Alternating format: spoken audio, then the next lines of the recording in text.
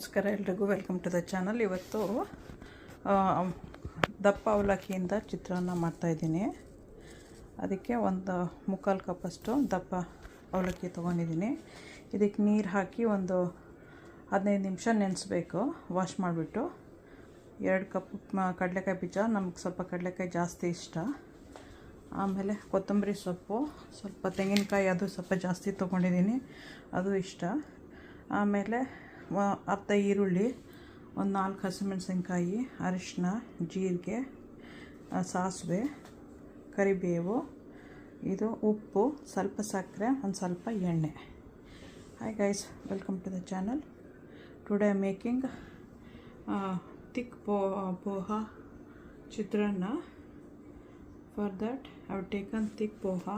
It's a thick flattened rice, cilantro, coconut. This is frozen, so it will come like a half cup or something when it loosen up.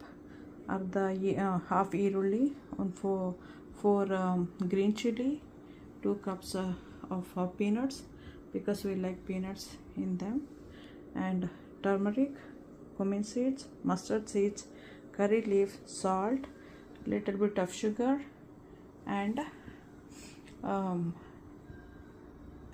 oil, little lemon juice. ಸ್ವಲ್ಪ lemon juice squeeze ಮಾಡಿರೋದಿದೆ, ಅದಷ್ಟು ತೊಗೊತಾ ಇದ್ದೀನಿ. ಇವಾಗ ಮಾಡೋದು ಹೇಗೆ ಅಂತ ತೋರಿಸ್ತೀನಿ.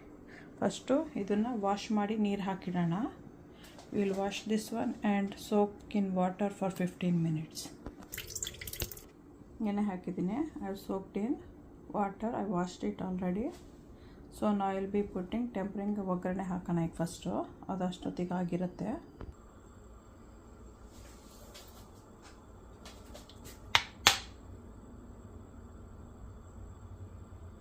First ಎಣ್ಣೆ ಹಾಕೋಣ, ಆಯಿಲ್.